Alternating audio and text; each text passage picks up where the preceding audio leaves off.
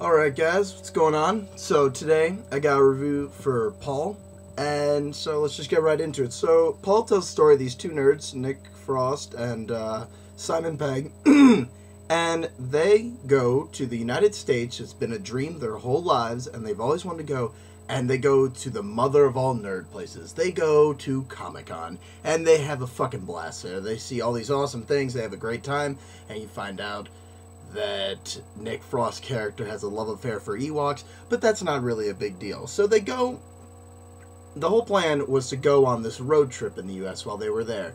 And then, once they get on the road trip and, they start going to Area 51, Black Mailbox, shit like that, they're on the road one night and they just see a car crash and they go to see what it is, and it's this little green man named Paul.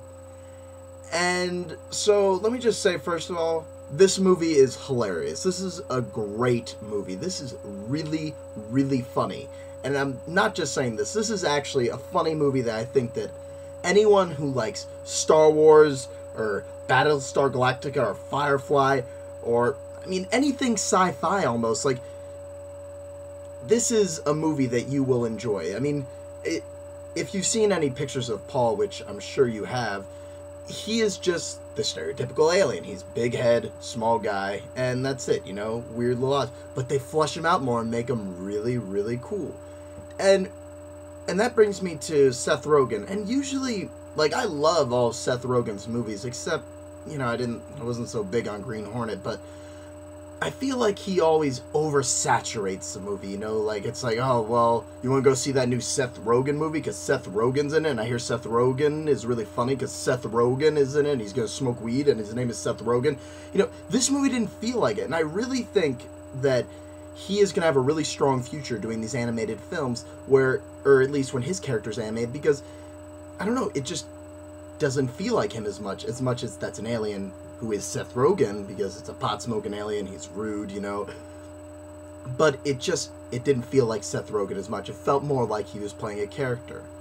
So, but the really, really important thing I need to say is that this movie, I don't care what everyone else says, I think that this is on par with Shaun of the Dead and Hot Fuzz. Even though Edgar Wright was not involved, I strongly believe that they did a really fantastic job at delivering on this movie. There was never a dull moment. I never was like, this is boring, I'm not laughing, they need to get something funny, someone needs to fart, something needs to happen. Something needs to happen. It never got to one of those parts. So, it comes down to it that this is a really fun movie. The special effects for Paul, amazing. The explosions, action, great looking. All the actors are really, really solid. I really recommend this movie, like any of Edgar Wright's movies, including Scott Pilgrim, just because this is one of those geek nerd movies, it's really funny, with a lot of, good references. They really do great homage to several sci-fi movies, there's Star Wars, there's E.T., and one of the biggest things about this movie is that Nick Frost does not steal a show. In fact, no one steals a show in this. This was, of all those movies of Edgar Wright, Nick Frost, and whatever the other guy's name is, whenever they're all together, one of them always stands out. This was a great cast. Everyone really worked well together, and you guys gotta go see this. This is definitely worth seeing in theaters. Nick Frost really didn't steal the show at this, and it made me really happy. This movie is my generation's version of E.T. This is a fucking awesome movie. It's hilarious. You gotta check it out. Go see Paul. Check it out in theaters. It's worth it.